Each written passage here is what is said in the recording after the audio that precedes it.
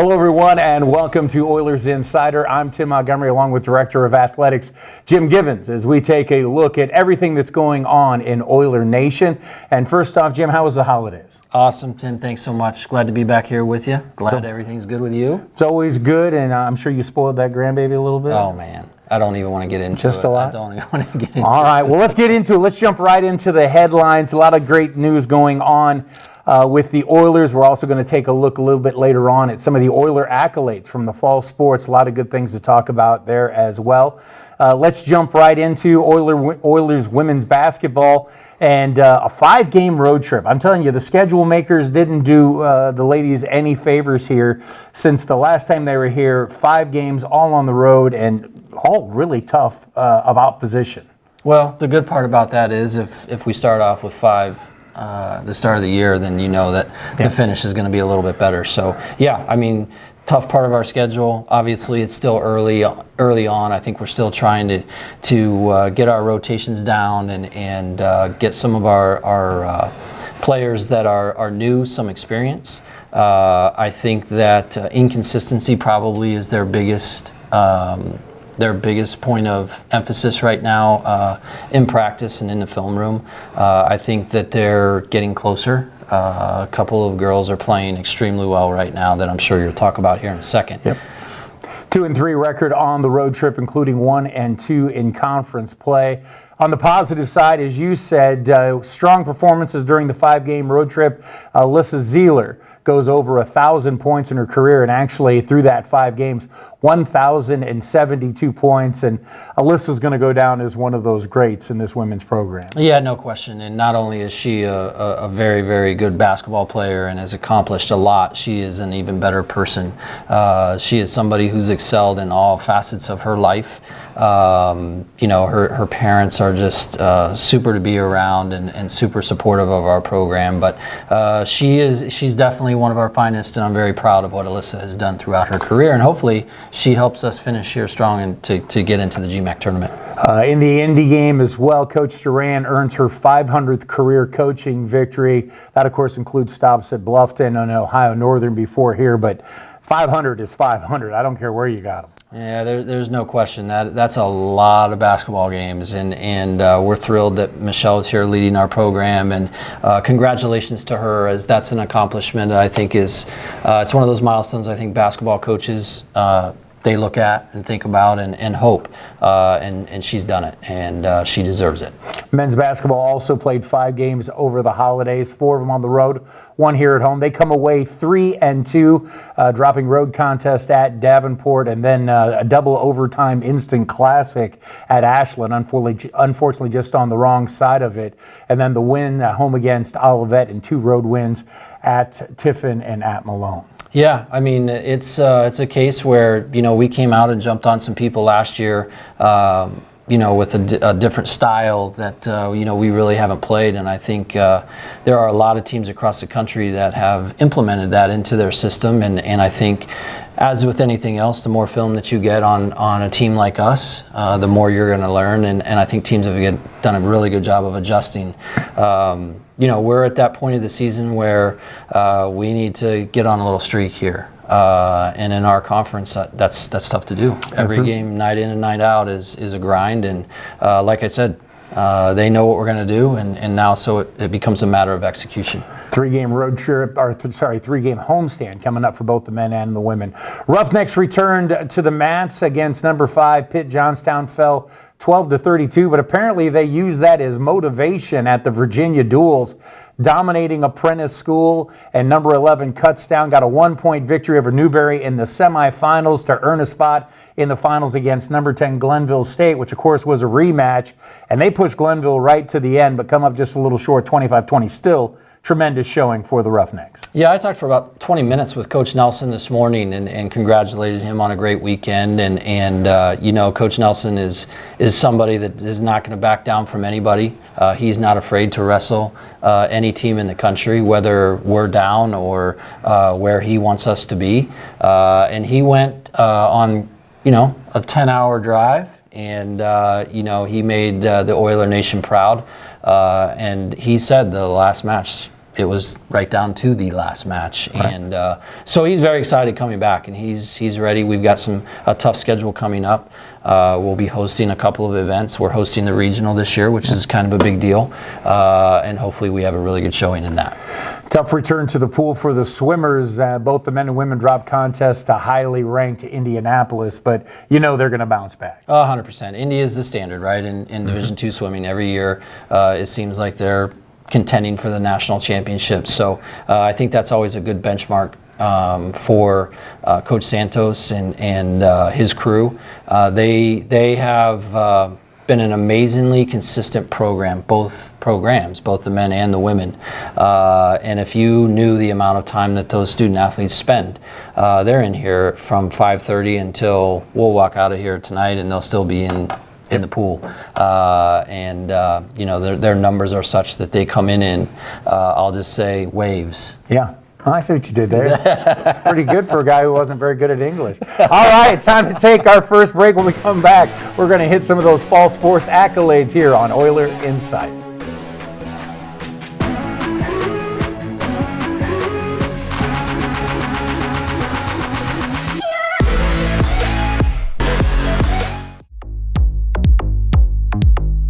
The University of Findlay Department of Media and Communication offers 3 majors: journalism and digital media, public relations, and organizational communication. Comm majors have the opportunity to be leaders in our on-campus media outlets, including UFTV, 88.3 WLFC, and Pulse News, our award-winning student newspaper. Students can join the Pulse Media Club and participate in a number of digital media production events and experiences. Whether it's shooting and editing video, creating PR campaigns, crafting social media strategy, or writing in-depth news stories, our goal is to help students become great storytellers. Alumni of our department work in a variety of communication careers, including news anchor and reporter, copy editor and page designer, digital marketing manager, social media community management specialist, and many more. You can find more about how to get on the path to success at findlay.edu/communication. It's where you can develop meaningful lives and productive careers.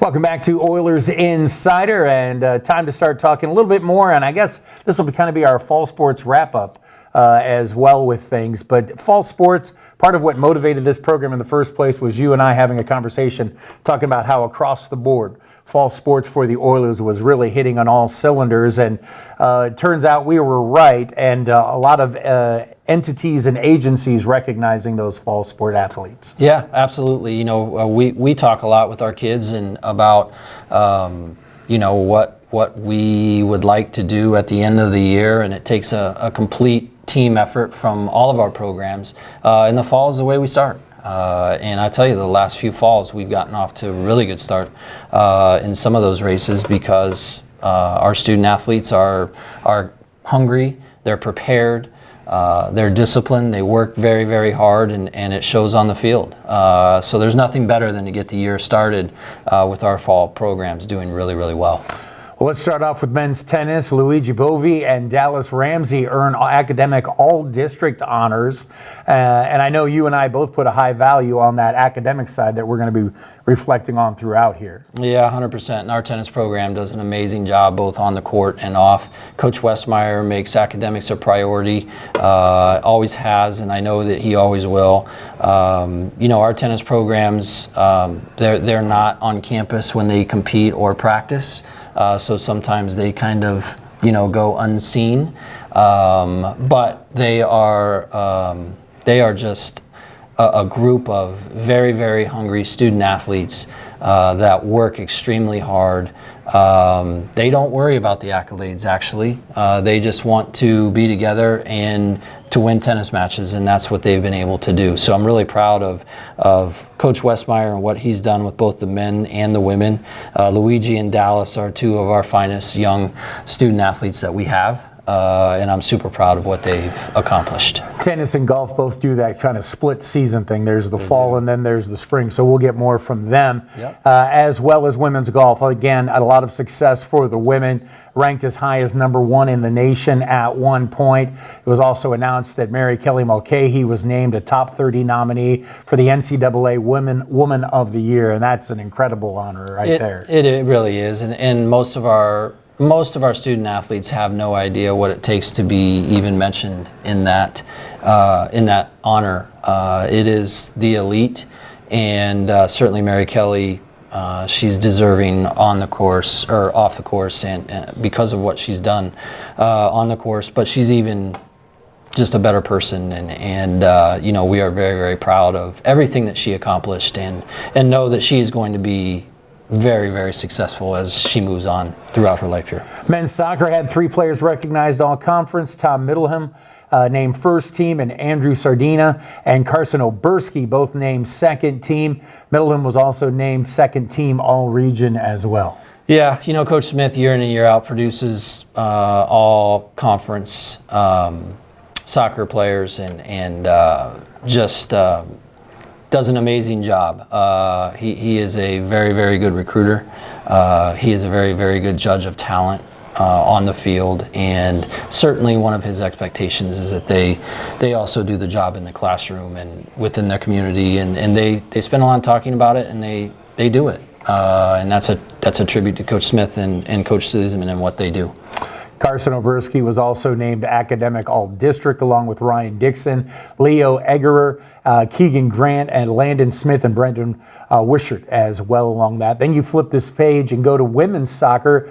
That continues to grow and develop as they were recognized 6 Oilers All-Conference honors. Jenna Rabicki, Sydney Noble, Avery Zeisloft were all 3 first team all GMAC. Ashlyn Brown, Reagan Smith were named to the second team honors as well. And along with that, you had Addison Williams was named the freshman of the year. Tremendous season for Sydney and them. It's just one accolade after another for the women's team as well. Yeah, and our women's team follows the model of our men and how they go about things. And Coach Tom, who is a young head coach, she's in her second year as a head coach, and she's just doing a tremendous job in leading that program, and certainly understands and values where the academic piece comes in with that. And on the field, I mean, their success, you know, they played for a GMAC title this year, and you know, that's a no easy task. So very proud of Coach Tom and her staff and her student athletes for what they've been able to accomplish both on and off the field. Let's go ahead and move on to volleyball. Another tremendous season for Coach Wick and company. Certainly were recognized, headlining the accolades, and not surprising, Emma White, GMAC Player of the Year, only the second Oiler to ever earn that distinction. Of course, first team all-conference as well. She was also named second team D2 CCA. She was named first team AVCA All-Region. Also AVCA All-American honors. Should also mention a couple handfuls of Oiler records along the way. We're talking about a guaranteed, legitimate future Oiler Hall of Famer. Yeah, no question about it. She's not only a Hall of Famer on the court, but she's a Hall of Famer off and everything that she does. Super young lady. Very proud of everything that she did. Probably will go down as our greatest setter of all time to this point, and extremely deserving of all the accolades that she's gotten. As the phrase goes, set the standard for what everybody's going to have to try to meet in the future. Emma had quite a bit of company. Joining her on all conference teams, McKenna Belcher, Lauren Forrester on the first team, while Elena Pullman and Hannah Miller were both second team choices. Forrester and Belcher were also second team D2 CCA. Belcher was also named AVCA first team and All-American as well. And again, the Oilers continue to put that athlete and student athlete with Grace Auer, McKenna Belcher, Elena Pullman, Emma White, all academic, all district. Yeah, it's impressive. I mean, it's something that I couldn't even imagine being a part of, being on that list. But you know, it's something that Coach Kochagoff, that's very important to him. He stresses it in his program. You know, we've had a lot of academic success, a lot of success on the court, and the girls understand what they're getting into, and they thrive. So really neat to see how well all of them have done, and fortunately we'll get a couple of those girls back. Football, of course, a historic season, highest ever in-season ranking in the nation. They also finished the season ranked at 19th. That was reflected in postseason awards. 11 all-conference selections. Headlining that, Defensive Lineman of the Year, London Claxton, Defensive Player of the Year, Sam Wyrow. Throw in there as well Johnny Harris, Kevin Henderson, Christian Stokes, Jayton Farmer, Denny Furlong, all were first-team recipients. Jayon Harvey, Ethan Lane, Carl Biddings, and Owen Clevenger, second-team, all GMAC honors. Yeah, I'm not so sure since I've been here we've had a list that long. I don't think so. Yeah, and so that's a reason why we went to the playoffs and finished 19th in the country in the NCAA, which is our highest ranking ever. And I think that is momentum that we need to take over into this recruiting season, into the spring. And I think the guys are excited what lies ahead. I know we'll talk a little bit more about that coming up, but extremely proud of all of those young men. Some of them we probably will not see last year because they wanted to test the portal, Waters, and yeah. That's how it works now. That's the landscape that we're in, but and certainly we wish them well.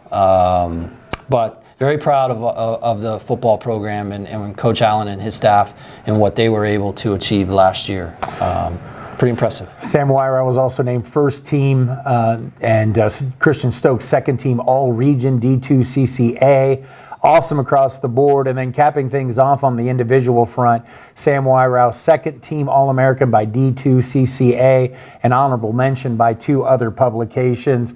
Again, you talk about tradition and the way that last name has been handed off, and there's another one who's going to still be out there probably to add to the legend of the Wyrows. Yeah, I refuse to talk about Mr. Wyrow, but I'll certainly talk about his sons anytime. But Sammy is one of those cases where if you saw him come in as a freshman and how he has walked off our field, it's exactly what you want to see. The amount of growth that has taken place, both mentally, physically, leadership skills, it has just been textbook, and I can't say enough good things about Sam and what he accomplished. And he came off of a rather injury-riddled high school career. Yep.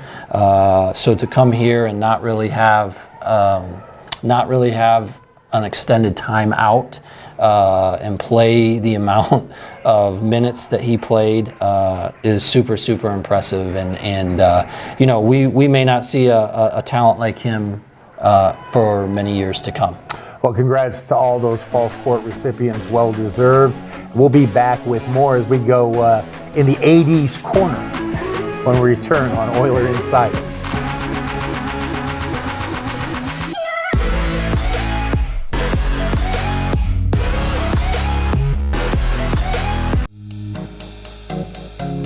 The environmental health, safety, and sustainability field is growing rapidly, with opportunities in safety, environmental protection, sustainability, policy, worker safety, public health, and emergency response. EHSS graduates from the University of Findlay have gone on to work for Fortune 500 companies across the United States, along with federal and local agencies to assist and lead in compliance, training, mitigation strategies, and innovative sustainability achievements. If you want to make a difference in the environment or any of these areas, this program will give you the knowledge, network, and opportunities to do so. Learn how you can be the voice for change in an evolving and critical industry by visiting finley.edu/EHSS or uFindleyEHSS on Instagram.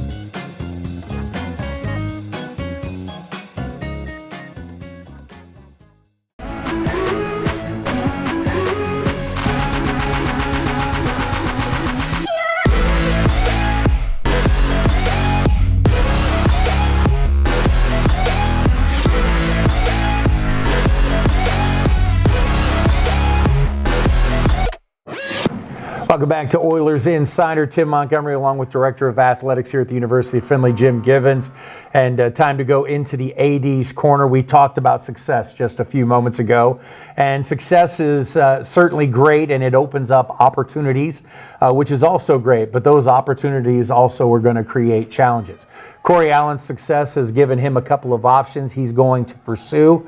And I know for you and I both, who consider him friends as well as co-workers, we're going to miss him, but we're excited for what's ahead for him. No, absolutely. I mean, I think every head coach at this level and at any level, you know, they have aspirations to continue to move forward and move on. And you know, Coach Allen was here for 20 years, which is a very long tenure in one place. You know, it was time for him to write a new chapter and to have the opportunity to do something that is a goal of his, and that is to coach at the Division I level, and he has been given that opportunity, and I know that Coach Allen is going to thrive.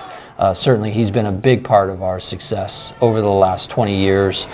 He built a foundation on our offensive line, which, you know, offensive line, that's where it starts, really. Yep. A lot of people don't understand that, but as much as I hate to admit it, those big guys in the middle there, up front, they drive what happens moving forward. But and Coach Allen was large. He handled that well. He coached them well, and you know, we are all very, very happy for Coach and in that next chapter of his life. So that leaves an opportunity for someone else, and with that, it also leaves a responsibility for you and your staff to deal with. And you guys handled it very expediently by hiring former Oilers standout Tyler Johns as the next head football coach here at the University of Findlay. Yeah, we are super excited to have Tyler on board to lead our football program. You know, it really wasn't a difficult decision. The process sometimes can be challenging, as we all know. There are different variables, there are different factors that go into that piece. But I was fortunate enough to have support from our administration to give me the ability to get this done quickly. I feel like anybody in my position certainly understands that my job is to be ready for something like this. So for the last year and a half, I created a list, and that list, I still have it in the same spot as in one of my notebooks that I keep. And so when the time came, if it came, I would be ready. We go to the playoffs this year, finished 19th in the country, ranked number 2 in the region for 5 weeks in the NCAA. And so I knew that something probably was going to happen. Certainly you kind of cross your fingers that maybe it won't, so we can keep our staff intact and that continuity on. But you know, knowing that was an option, we you know, we were ready. And I'm proud of the fact that our staff, you know, we dove in and we got everything set up, and you know, Tyler is about as high character as you can get, which is really important at the University of Findlay. You see it every night, no matter what sport it is. Our coaches handle themselves extremely well, as do our kids. But we're super excited that we were able to get this done, and he has assembled a wonderful staff. The staff is not official yet because of some of those processes, but they will be very soon. Press conference was very exciting. Tyler showed a lot of enthusiasm, a lot of exuberance. He has a lot of work to do and a short time to get there, so to speak, but he is off and running. Yeah, he is. You know, his first order of business is obviously getting his staff, which he's done, and while doing that, also recruiting. And that's another reason why we acted fast. Sometimes, you know, in situations like that, if the process isn't fast, you can literally set the program back 2 years because of how you recruit. And, you know, although the landscape is changing day by day, you know, some of that might change, but we are operating right now under what we know, and you know, obviously the transfer portal is going to be a part of that. But Coach knows that the way that we win is the way that we recruit. that's what's going to happen. So he's on the road right now and plans to be on the road for a while. And as soon as his staff is ready to go, they'll be out as well.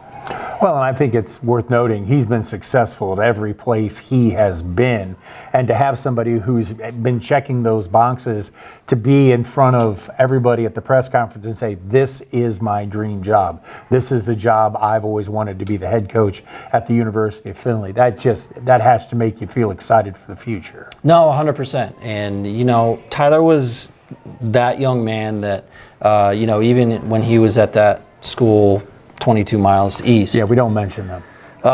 Even when he was there, every soccer game that I went to during the fall, guess who would make it a point to leave practice for 2 minutes and come and say hello to me? His family has always stayed in contact with us here at the university. Very thankful for Tyler's time here. I go back to the character piece, and that was a big part of why I wanted him in front of our football program, because I knew what he stood for. There's not going to be a worry about what goes on, not that there ever has been, but it's something that we don't want to get into, right? We want to keep that very clean, and Tyler is going to do that, and the wins are going to come for sure. I'm not worried about that part. For our guys to have a 3.3 grade point average at the end of a football year, that's incredible. I don't think people really understand how difficult that is. That's not the place most places like us. So we're really proud of that too. And Tyler, that is definitely something that Tyler has emphasized during his short time here. Well, and for me also, I'm excited that he's already talked to me about wanting to be involved in the community and get involved with other organizations and have the team out there. So that's exciting news. It all is a bright future. Well, before we wrap things up, let's run down some schedules, some things coming up here in the next couple weeks. Swimming and diving, as you pointed out, will be hosting Wayne State on the 17th. Wrestling hosts Indy on the 16th, also as you brought up, and then McKendree on the 18th. That's a quick turnaround for wrestling. Two top programs within 3 days of each other. It sure is, and he knows it, and he's getting them ready right now. I guarantee it. Men's and women's basketball, as I said earlier, both have 3-game homestands starting on Thursday with Lake Erie, then Ohio Dominic on Saturday, and then on the 15th and 17th before hosting Hillsdale on the 22nd. And again, as you said, we're getting to that point of the season where it's time to start to make your move. Well, Tim, you've seen enough of our basketball in our conference, and probably 5, 6, 7 years ago, there were probably a few games that we'd say we can play really bad and still get through this game. That isn't a fact anymore. I think every night in our conference, for particularly the men, it's going to be a battle. And I think everybody knows that when people walk into this gym, it's like being down 10-0 to start out with because of everything around. I think teams are getting over that a little bit as time moves on, but it's a home court advantage that we have and that we need to take advantage of. Well, it's worth noting that on the men's side, it's somewhat true on the women's side as well, but on the men's side, there are 10 teams within 2 losses 100% of each other. Yep. We've already seen several examples of they beat us, but then we beat this team who beat them to begin with. Yep. And I think it's going to go right down to the wire in the conference, no question about that. Remember, you can track all Oiler athletics at FindlayOilers.com. That's going to wrap up this week's Oiler Insider. Thanks, Jim, for joining us. Appreciate your time as always. Thanks, buddy. Go Oilers. Go Oilers. We'll see you next time on Oilers Insider.